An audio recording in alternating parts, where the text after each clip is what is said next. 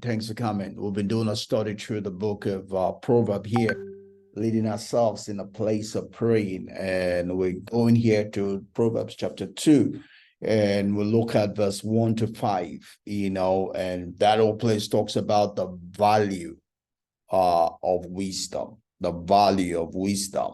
1 to 5 talks about coming to a place to find the knowledge of God, coming to the place to understand the fear of the Lord, and you see this reoccurring all through Proverbs, as it were, the place of wisdom, the place of maturity, the place where we can harness the best of life, the place where we can get nature, the universe to work on our behalf and with us, is a place where we come to the knowledge of God, or the fear or the understanding of the fear of God, right? The fear of God is the beginning of knowledge, the beginning of wisdom, right? So, and that's a theme we'll see reoccurring all through Proverbs. So this first 5 verses here tells us how we can come to that place. It says, my son, if you receive my words, right? So if we're going to come to a place of maturity, a place where we're in the stream of all that is good, all that is nice, all that is perfect, then we have to be people that receive the word of God, the words of wisdom, the words of counsel, the words of instruction.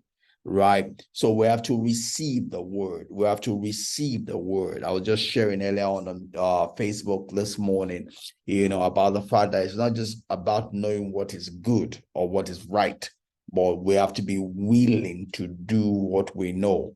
I know a particular person that knows what is right for him, what is right for his marriage, what is right for his spouse, what is right for his home, but he has refused to do it. As it were, he has not given heed to doing it. He's rather wanting to give excuses as to why he is where he is, without wanting to move a finger to move himself forward.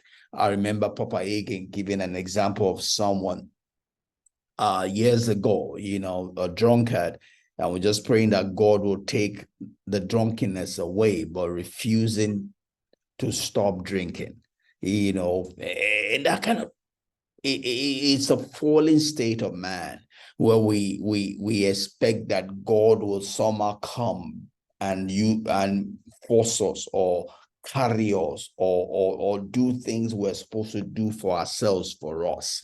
And that doesn't work. For as long as you don't take the step, for as long as you don't make the effort, you are going to be where you've been, right? Things ain't going to get better for you. I remember my 2 times, in depression, and I was expecting God to come and just reach out and carry me, lift me out of the pit. And for as long as I did, I was in the pit and I wallowed in it. My life wasn't better. Things were going from bad to worse, from worse to worse, and for as long as I didn't do my part, I didn't do what I know to do, I was there. And God didn't do anything, because he has given me everything that I need to come out of the pit, but I refused to, right? And until I did, that was where I was, and I just wasted time, wallowing in all of that.